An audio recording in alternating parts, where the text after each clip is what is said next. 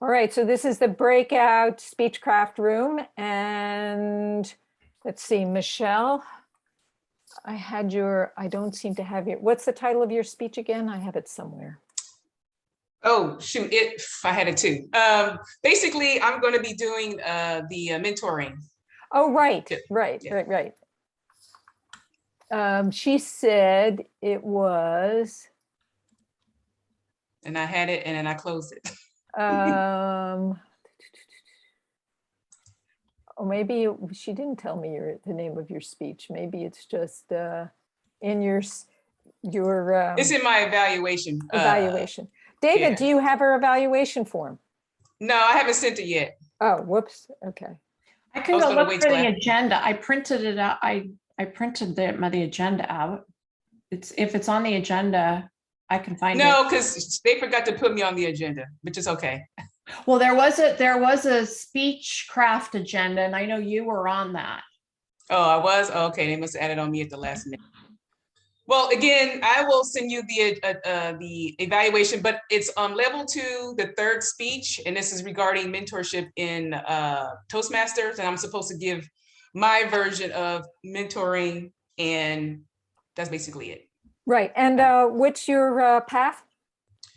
I am presentation mastery level 2. All right. Speech number 3. I'll tell you, that was a big speech for me. That was a major eye opener. So have fun with that. Okay, so something about mentoring and accepting mentoring was somewhat your title. And you're still sending your evaluation form? Oh, I was going to wait till afterwards, after I do my speech. Is that okay? Is that okay with you, David? And you can just take some notes, huh? Yes, it is. You just take notes. Okay, great. Okay, so Michelle Tony, all about mentoring. Michelle, all about mentoring, Michelle Tony. Thank you, Dr. Michelle. So who's ever watched Star Wars, the 3 original movies, you know, episode 4, 5, and 6? Okay. They were the best movies out of the whole series, but that's just my opinion. So you had the main character, you had Luke Skywalker. I say he was the mentee, he was the protege. Where Yoda and Obi-Wan Kenobi, or people call him Ben, was the mentor and the guide. The reason why I use this analogy is basically that's kind of how I see what mentorship is to me. In Toastmasters, being a mentor and a protege is highly recommended and is recognized throughout the organization. So as a mentor is an experienced member who provides guidance, support to empower a protege and to reach that protege's goals. You have the protege, who is an experienced member who is seeking guidance from a member, regardless if it's a goal or something that they would like to hear from an actual mentor. Research stated, a resource that I got called Guided Article dated February 2020, 71% of Fortune 500 companies have mentors in their organization. Out of those 71%, only 97% say that they are valuable, mentorships are valuable. Yet there's only 37% that actually have a mentor. And that's kind of sad. You would think that Fortune 500 companies have all these people, they would have some type of great program for their employees and for their staff. And I think that with Toastmasters, this is something that we as members, regardless of you being a novice or an experienced mentor, experienced Toastmaster, we need to have this particular interaction. So why mentoring in Toastmasters? Well, again, like I mentioned, you have your seasoned members who basically have the wisdom, they're informed with their perspective. They give you the feedback from when they started as a novice or a protege to where they are now being a DTM. They have successful strategies and they have that unconditional support. Now, as a protege, just myself, because I've been with Toastmasters a little over a year, and I'm taking presentational mastery level 2. I'm still needing a little bit of hand-holding. So of course, I would be a planner. I would investigate anything that I think I need as that total person, as a Toastmaster DTM. I would be prepared, where I would need to understand what type of speech that I need to have. And of course, me being a student, I will soak in as much as I can from my mentor. Here's a personal story. I'm currently a mentor and a mentee, but let me start as me being a mentee. I'm actually a mentee from one of our Leaders Worldwide members, Linda Patton. She brought me in, she told me, kind of voluntold me to attend Speechcraft, because I've known her for a couple of years and she kind of understands what I want to do in the near future. So she invited me to Speechcraft. At the time, it was heart to heart. And I listened and I thought it was the best thing since sliced bread. I'm not gonna lie, I thought it was great. Especially again, for what I wanted to do as a speaker. Yes, I want to become a speaker and, try to get all these accolades, but I'm also going to be a full-time teacher at San Francisco State starting next week, actually 2 days from now, my gosh. So I believe that me being a speaker would help me communicate with my students and also with my staff and my leadership. And I think most of you all know that I'm an entrepreneur. I want to also let people know that what I do, how I do it, so I can go ahead and help people on the things that they need. So I believe me being a mentee, a protege, or just a person to understand what mentoring is, I believe that I would be something that I would love to do and provide and give feedback to also to Linda too, who is my mentor. Now I am also a mentor, meaning that I am mentoring a student athlete at Cal State East Bay in Hayward, California. And for those who are not from the Bay Area or from California, it's a California State University, and they have a basketball team that is asking for women mentors to mentor their student athletes. I thought that was an honor because I was a basketball player a few years ago. We're not going to say how many, but I went through the trials and tribulations as an athlete, me being a student, and also going through the career and also being an entrepreneur. And I was asked to be a mentor for one of these athletes. And I thought it was a great pleasure because, again, I do have that wisdom, that perspective, provide that feedback, have stories and strategies that I can give this female athlete. So yes, I believe that it goes both ways. You can learn as a mentor and you can learn as a mentee, but I believe just mentorship program period is something that us as Toastmasters need. It was also mentioned in our Moments of Truth exercise we did 2 weeks ago that it was something that is really, really needed. Not within Leaders Worldwide, but I think Toastmasters Worldwide. In conclusion, I have a call to action for everybody. I challenge you to be part of a mentor program. Regardless if you're a seasoned member, share your good and the bad and the ugly with those people who are coming as new, or even the people who are guests. And those people who are new members or novice speakers, reach out to seasoned members and ask to be that Luke Skywalker and you wanting that Obi-Wan Kenobi. I'd like to leave you with this one quote from Janet Thomas. Mentoring is sharing life's experience and God's faithfulness. I take it back to you, Madam Toastmaster, Dr. Michelle. All right. Well, actually, it wasn't read yet. That was great. Okay, so we're going to give a minute on the timer for our evaluator to have a chance to evaluate you. So, David, go to it. Whoops. It's interesting because No, don't evaluate her. Just write it down. I'll call you later. Okay, You got a minute to write your notes down. You may already have them, but I'm going to give you a minute anyway.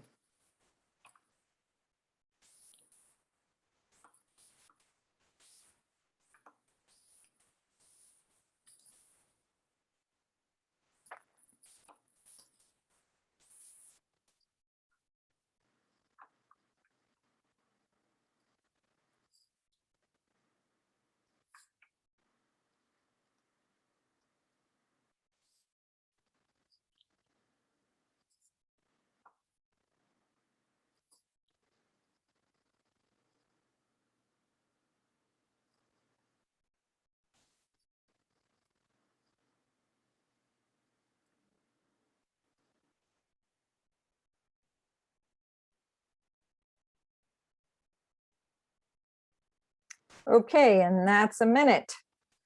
Next, we have Maureen Xavier, who is taking her speech from, is this the research speech? Yes, research Yeah. and presenting. And this is her fourth speech in level 1. And her speech is called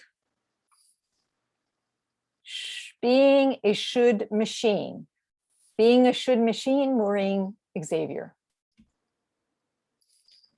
Thank you, Dr. Michelle. Are you a should machine?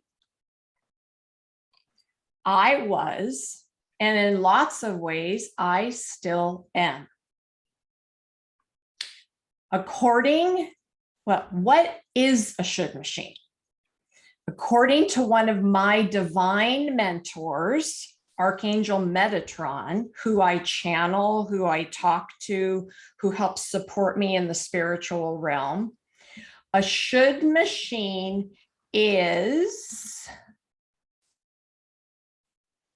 someone who is fear that they cannot control.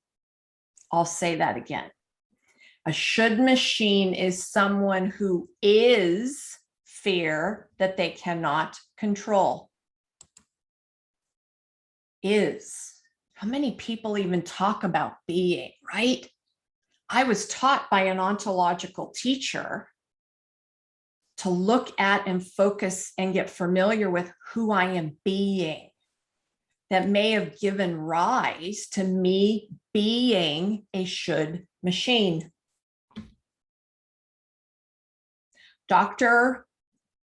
Brené Brown, who is a researcher at the University of Houston and who did a viral speech on the power of vulnerability in 2010, spent 6 years studying shame. And in my opinion, from my personal experience, I became a should machine in order to avoid shame, in order to avoid the feelings of embarrassment that I had. She says that in a paper written in 2006, that shame causes people to feel trapped, powerless, and isolated. Shame is a focus on self. I am bad, as compared to guilt is an I did something bad. For me, I have been being wrong.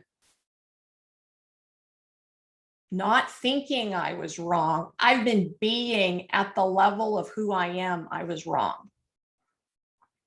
And I'll be bold to say that I believe, and also it was from talking to the guides, that over 50% of people walking around on the planet today that there is a right way to live life and a wrong way to live life.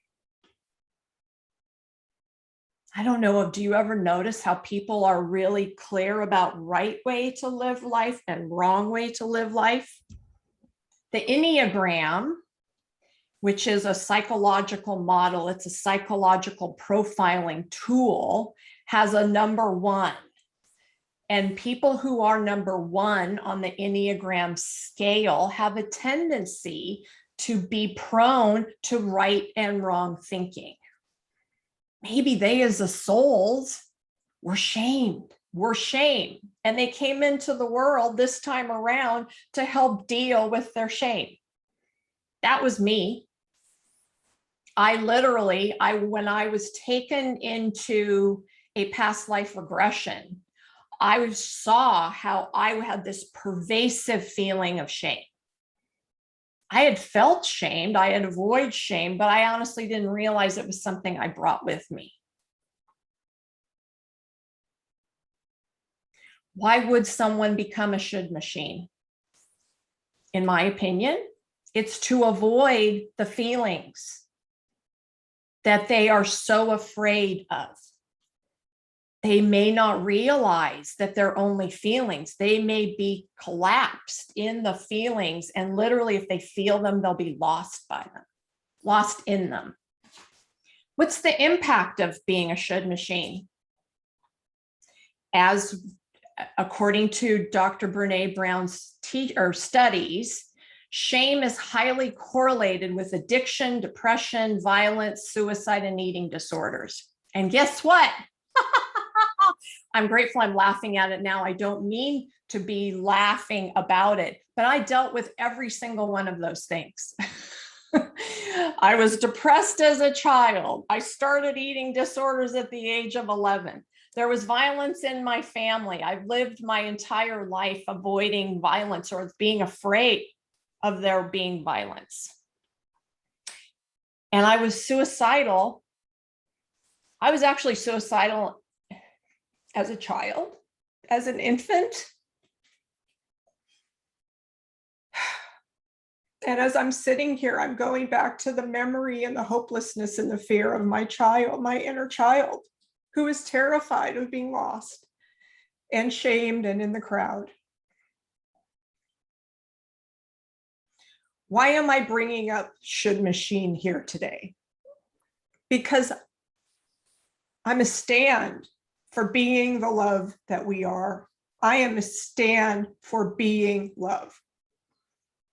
Love is beyond your mind. Love is beyond what you feel. Love is beyond what you think. And as a stand for love, you get to realize, for me, I've been trapped in my head. I've been trapped in my thoughts. I've been trapped in the belief that I thought I was, the stories I made up to survive.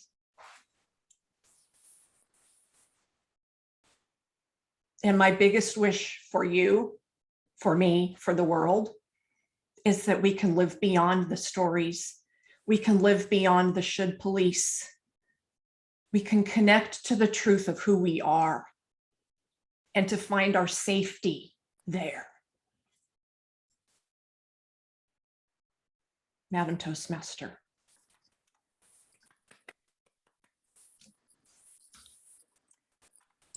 Okay, so we are now going to put a minute on the timer for Cassandra to have time to write down her evaluation. So go ahead, Cassandra. We'll be back to you in a minute.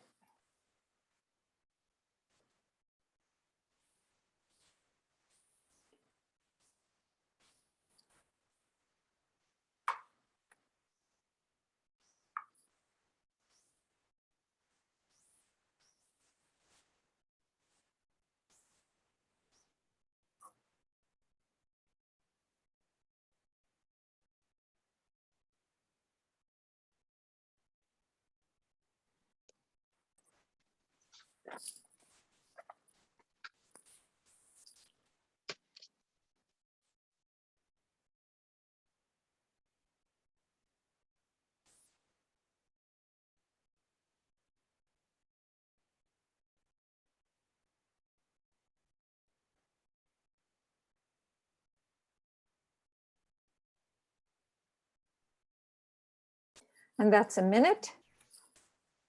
Mm-hmm. So what we could do is we could do a couple of table topics, and then we could do the evaluations. That's, I think, what we typically do. Okay. So does anybody want to do the table topics, or shall I think I will do that? And I think I'm going to do it around the listening theme. So does anybody want to do a table topics? Either our guest, David or Cassandra, or even Michelle or Maureen. Michelle, okay, so the question is about listening. And my question to you is, was there a time when you felt particularly heard? And what was that like? And what did you learn from it? The first time I felt I was heard is the first time I taught a class and my students received their assignment. And at the end of the week, the assignment was complete, which meant that they listened. I mean, they went ahead and they completed from start to finish.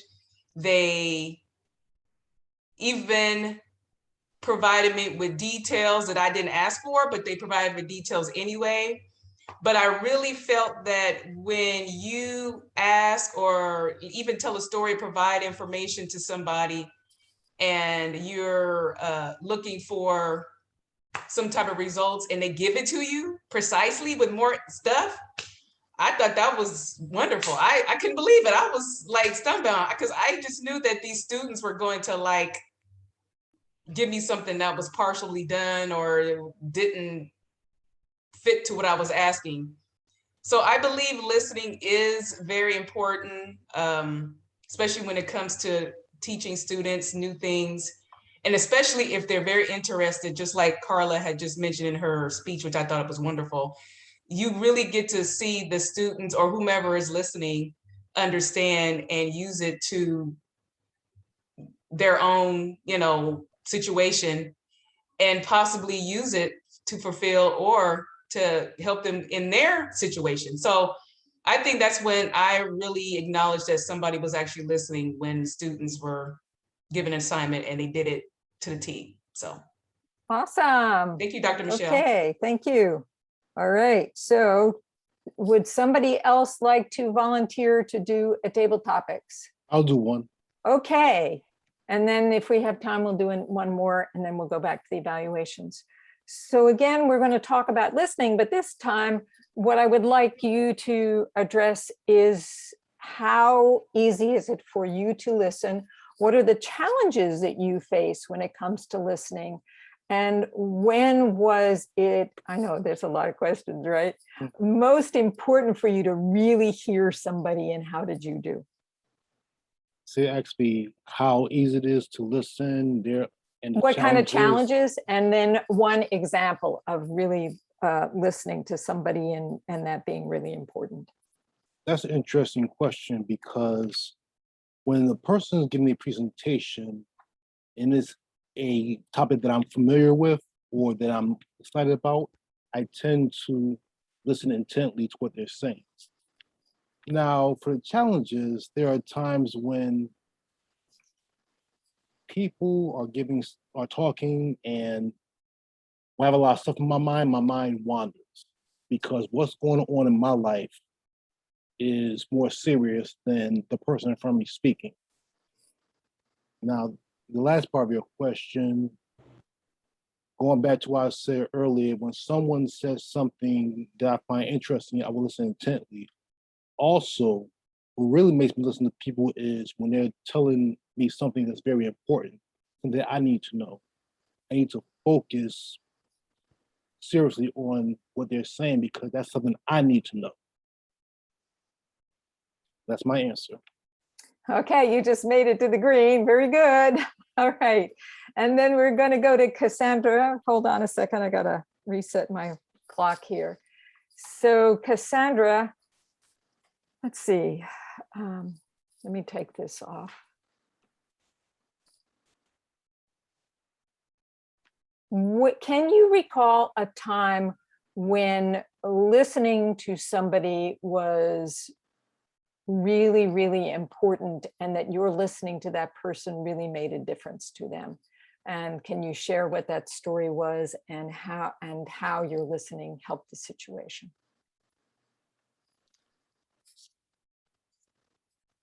Yes. It was when my mother was living and she needed care.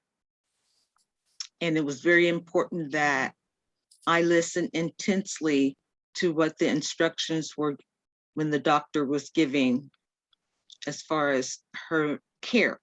So it was very important that I listen and intensely and make sure that I understood what the therapy was going to be, what the medication was going to be, how to dispense it, where to go for her care. So it was very important that I listened and knew exactly what the therapy was going to be, how I was going to administer her medication, and so forth. And so by doing so, I was on top of exactly where to go to get her care, what doctors were going to be seen, and what medication was going to be taken at what time, and so forth. Thank you, madam. Okay, so that was, stop. Is that me making that noise? That was really good. I can imagine that a life and death situation like that would really teach you to focus. It was kind of like what David Focus said also. And Is listen, yeah. when he needs to know something, when it's something important to him, then he listens better. Yes. And I think we have time for one more. Maureen, would you like to take one? Yeah, absolutely. Okay, so hold on, let me get my hands are so sticky, I can't move I'm so hot in here. Okay, so the question is, how might you improve your listening skills so that you can listen better, not only to just those most important but for other situations, kind of like what our speaker tonight, what's her name, Charla? What she talked about. Carla, thank you. Okay, so Maureen, you're on. One way that I might improve my listening is to get out of my head and be more in my heart or be more in my body. I've got, in relation to what David was talking about earlier, for me, when I hear a topic I feel like I know a lot about, I'm in my know-it-all stuff. I am in my answer, my opinion, what I think is true and right. And that gets in the way of me being present with what the other person's point of view is, where they're coming from, how they feel. So, and when I'm more in my heart, it's more open to receiving than to spouting off all these answers I think I know. That is one way that I might improve. Another way I might improve is to consciously move my attention from myself to the other person that's speaking. And, so it's as if, if my default is this energetic bubble right here, that's all about me and my thoughts, is to consciously expand the energetic bubble to include the other person so that I'm open, I'm hearing, I'm allowing their information to be with me in the same space with no need to defend or make up a story or reject what they're saying.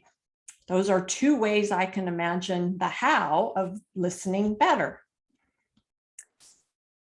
Okay, great. Well, actually, you have plenty more time. Sorry. And I didn't write down anybody's time, but everybody, and I should have, but I can only multitask so much. But I will say that everybody was within their timing. And everybody did a really, really great job. And I want to turn it over now to David Thornton to give his evaluation of Michelle Tony's speech on mentoring. Okay, whenever you're ready, David. All right, I'm ready right now. All right. Okay. Michelle, what's interesting about your speech is I gave the same speech last week at my Toastmasters club. I'm also working on presentation mastery, and I can just complete that level 2, just like you did. As far as your speech goes, I liked how you grabbed the audience attention. Right away, you said, how many of you remember the movie Star Wars?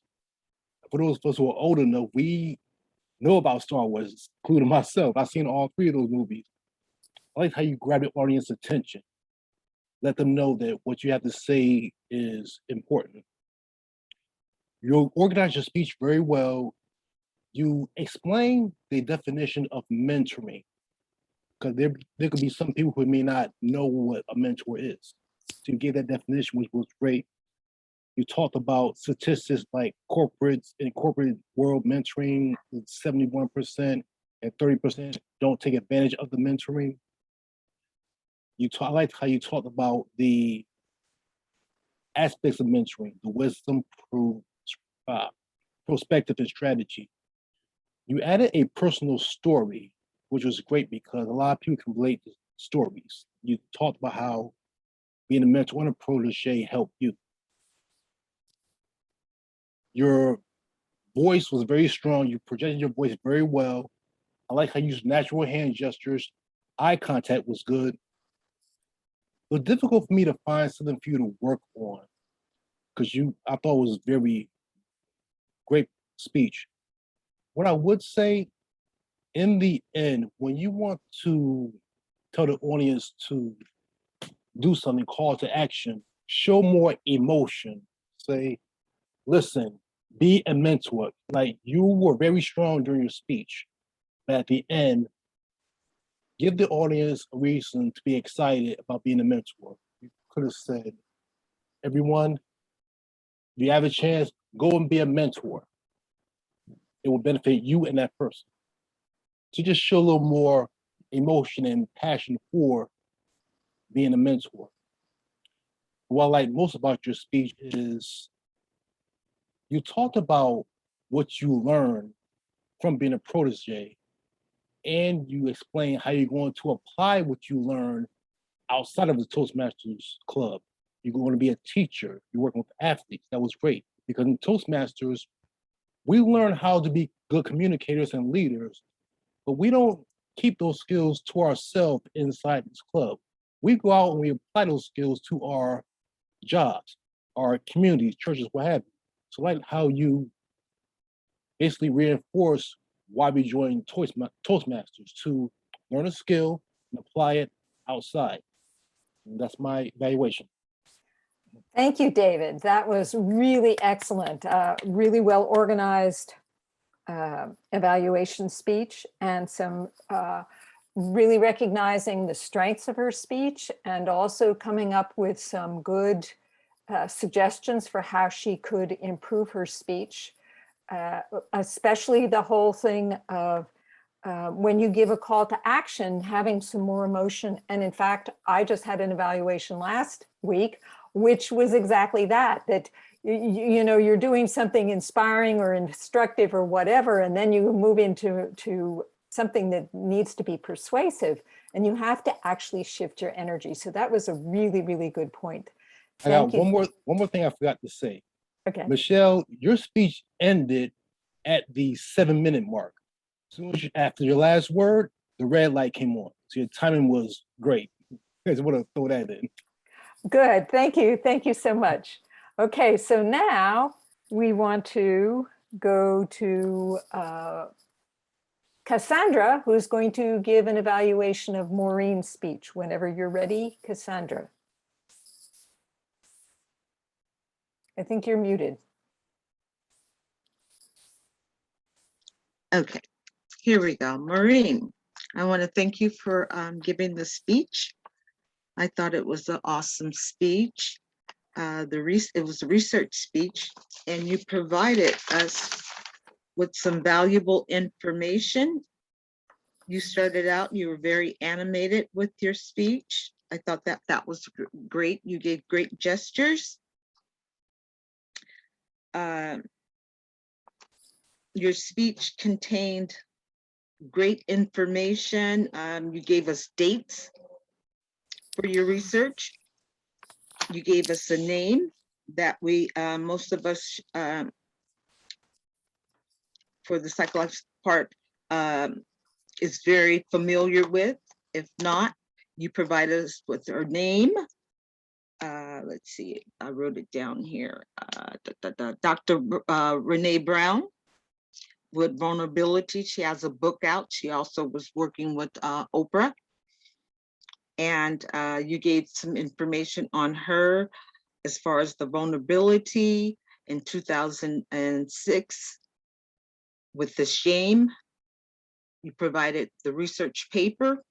I thought that was great. You went into the research provided us with the information on the research with shame.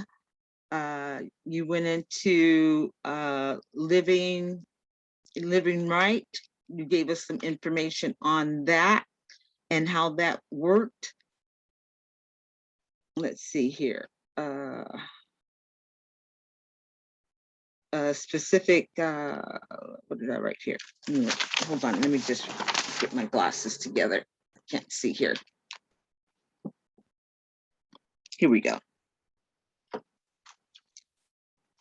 It was shame, the paper, and vulnerability, living right. You talked about the model, the psychological profile model, and that tool, and the possible life progression.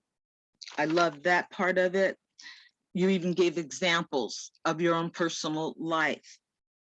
And I thought that that was great, that you could also provide theory, but also give examples of your own personal life. And you gave the impact on that and the machine. I thought that you gave a great addition on talked about depression. You talked about eating disorders, violence in the family, all those things that happens in one's life, many people's lives.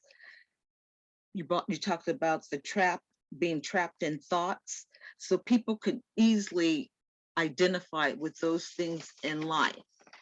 And what I really liked about the things that you had good eye contact, you were very aware of the audience.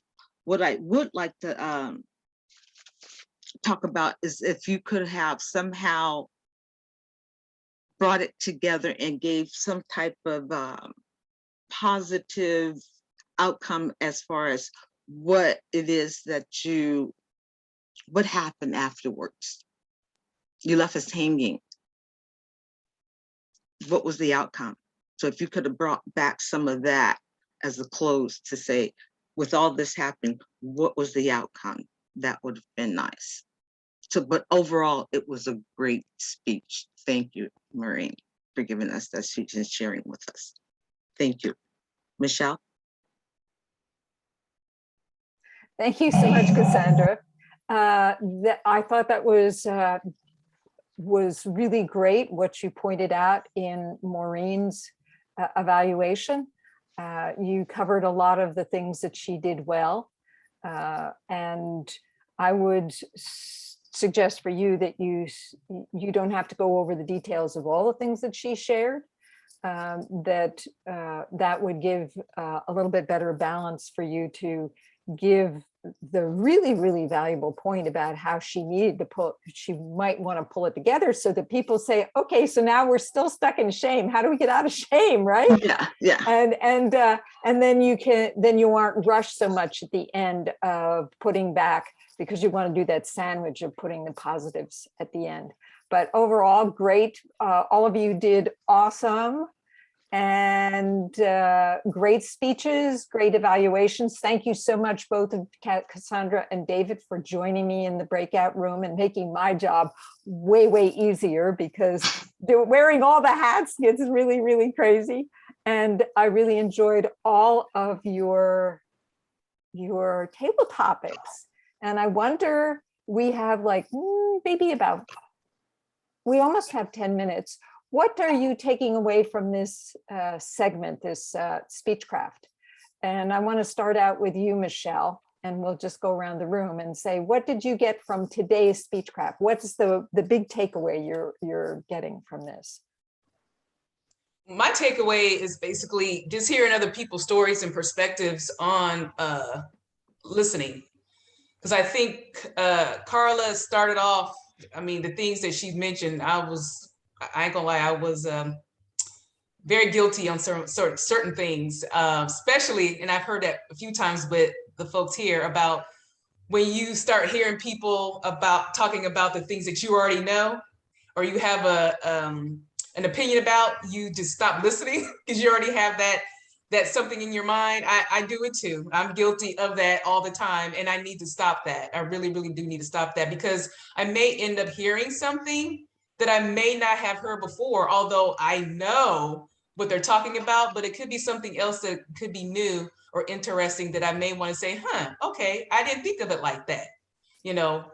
But again, I think that just listening to everybody speak today really helped me sharpen on what I heard, how I was empathizing, especially with Maureen. I heard your speech. I really was empathizing with you. I'm so sorry you had to go through that. But at the same time, I understand certain things that you were going through by the details that you were giving. And of course, David being our guest, I mean, he just took the role and gave me my evaluation, and I thought that was great. And of course, Cassandra, with your feedback as usual, you're very gracious when it comes to providing that information. But again, overall, I think it was more of just a listening to everybody and just sharpening my skills and listening from what Carla had said earlier.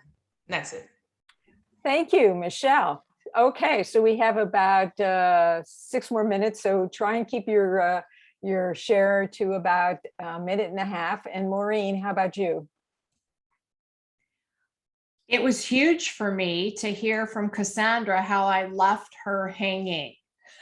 that was like, oh, okay. So that's really great information to make sure I'm more conscious of providing a solution anytime I talk about something that's a challenge, so that people can go through the entirety of the process and out the other side. And what I've also learned is the importance of listening, listening to the listener. That was one of the things my spiritual teacher taught me about, is listening to the listener. And when I was speaking, that a lot of what I said today is actually different than what I intended to say, because I allow the information to come through me. I wasn't listening to the listener. So I wasn't aware that I had left people hanging. So that's a place for me to improve and be more focused on the listening to the listener as I speak. Really, really great. Good point. And Cassandra, I want you to really receive that feedback from Maureen whenever you have somebody you've given an evaluation to, and they come back and say, that was such good information. That is the sign that you have done a good job of your evaluation. Thank you. Okay, so moving to David, do you have anything you want to share from your takeaway for today? I'm just glad I decided to join this meeting. I'm glad you asked me to be evaluated, because I need to keep building my listening skills. Being an evaluator is not all that easy. Sometimes, like I said, your mind wanders, you miss things. So this role that you gave me the opportunity to really practice my listening skills, focus in on Michelle's speech and stay focused.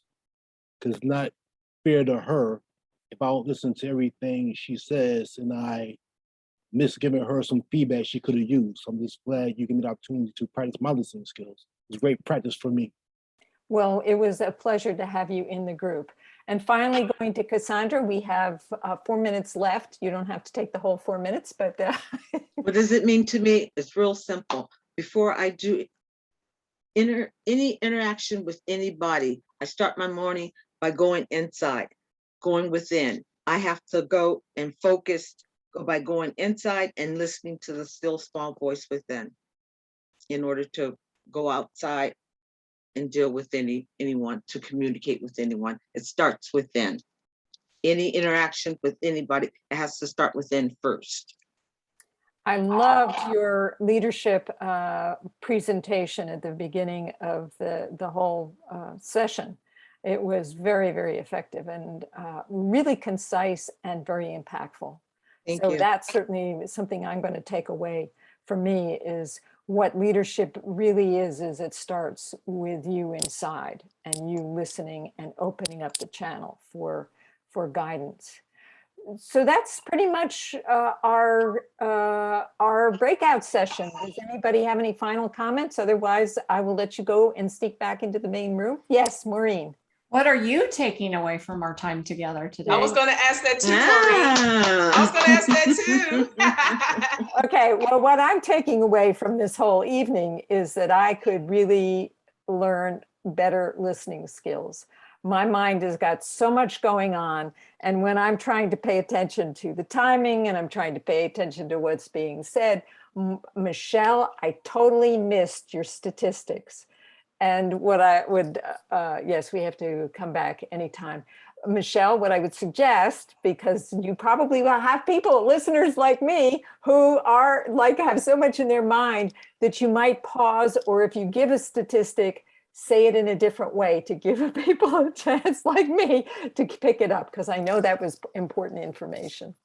So that's what I'm taking away. And also, of course, I'm taking away, Cassandra, that beautiful message about listening within, that yes, you want to listen without, but you also need to listen within.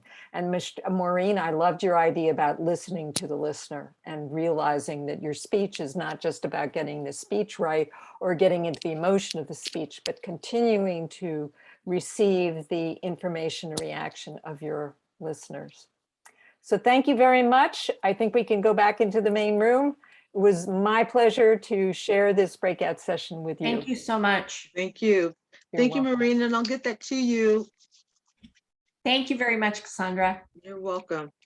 Good luck All on your right. speeches. Bye, ladies. Bye. Bye-bye. David. Bye-bye.